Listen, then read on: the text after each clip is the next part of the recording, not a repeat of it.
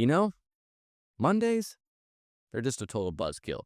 Think about it. You have a great weekend out with friends, family, sightseeing, maybe shopping, getting some good food. Who knows what you guys do on the weekends? But then, bam, all of a sudden it's Monday and it's back to work. I get it. I understand why people hate Mondays. But I thought, hey, maybe they were just getting a bad rep every once in a while. Well, after the news that came out of KC yesterday, I'm starting to think maybe it is just a cursed weekday. Well, welcome in Chiefs Kingdom to Chiefs Latest. This is your one-stop spot for everything Kansas City Chiefs, usually in 15 minutes or less. It is your host, Calvin Silvers. Welcome in. We got a lot to talk about. Yes, we got to talk about a rookie that received some terrible news on Monday.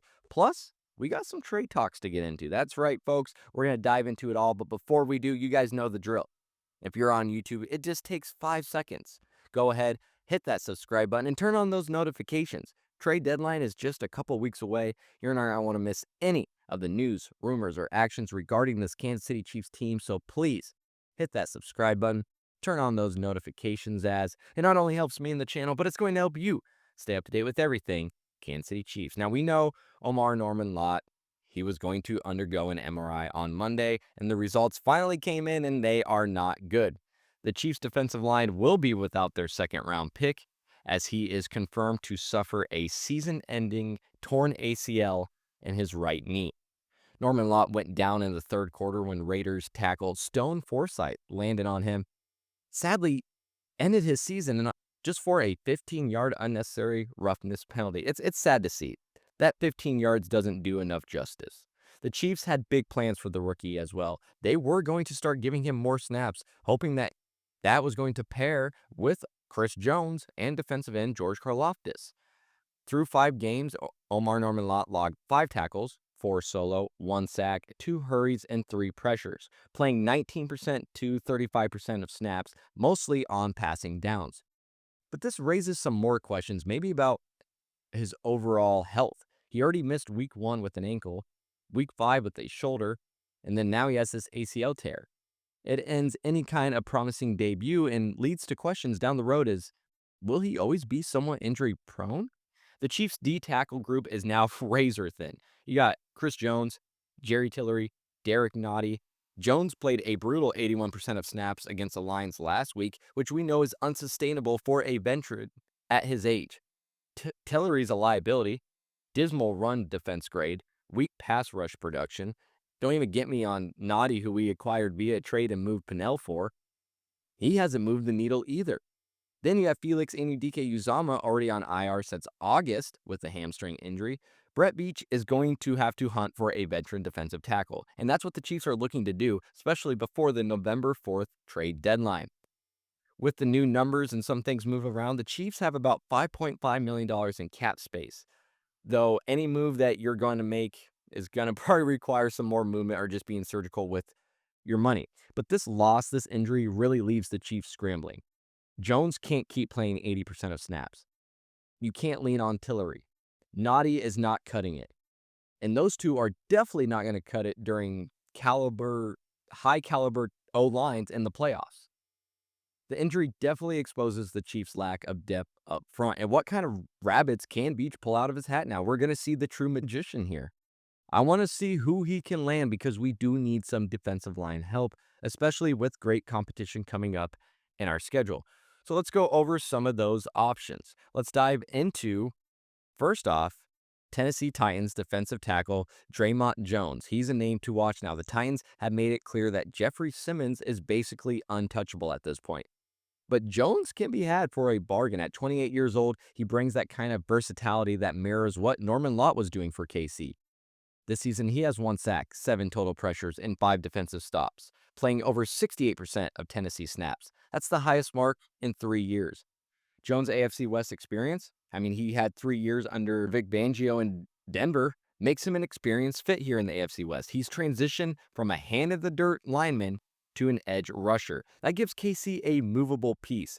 He can rush inside next to Jones on passing downs. He can play a base 5 tech on any downs if we needed him to. He's signed to a 1-year, $10 million deal with the Titans this season. He's been durable. He's been consistent. And with his contract expiring, Tennessee is likely to at least listen to offers give up or accept something. You can't just let him walk in free agency. You can't just give him up for nothing. So again, that could drive the trade cost to a lower point. Jones's deal is manageable, and his skill set plugs the gap with a more experienced Norman Lott figure. Unlike Tillery's shaky run defense, Jones is going to bring a steadier presence. His familiarity with the division, his affordable trade cost, makes him a smart target for Brett Beach to keep this defense humming. I know it's not some of the big names you guys want, but again, we got to be kind of realistic here with that salary cap that we have. Well, let's just keep it rolling. We're going to keep going with some of those cheaper options for help right now. And Cleveland Browns veteran Shelby Harris. It's a new name popping up on the radar. 34 years old. He's in the final year of a 2-year, $9 million deal signed in 2024.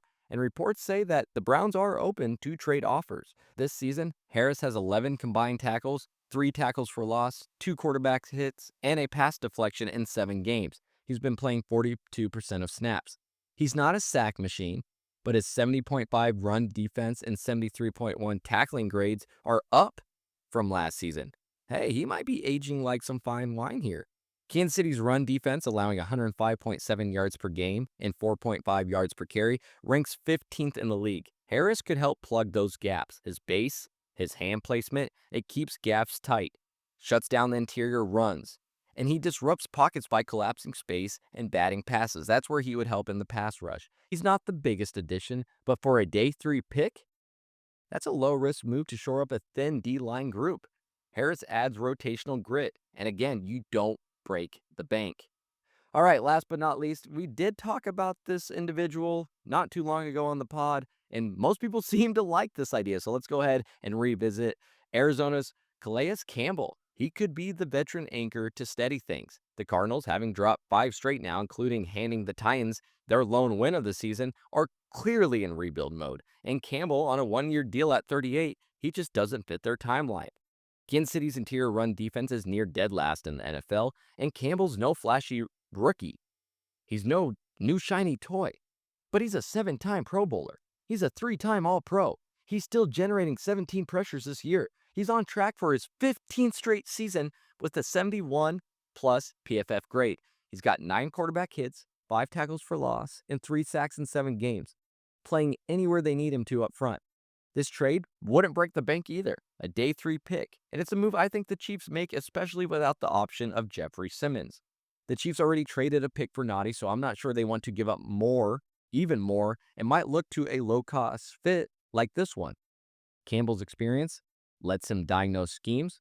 He's holding double teams, freeing edge rushers, quick hands, leverage. It's going to disrupt the pocket passers. In my view, the Chiefs likely go down something like the Campbell Avenue over something larger just for that more affordable, immediate mentor and a stabilizer for a D-line that not only needs some discipline, but just some more fight in it. It's the kind of addition that KC at least should keep tabs on.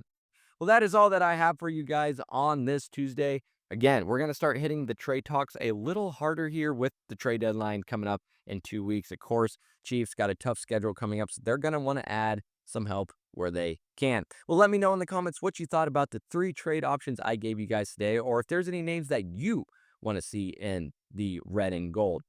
I am your host, Calvin Silvers. If you haven't already, please hit that subscribe button. You are listening to Cheifs Latest, and until next time, have a good one.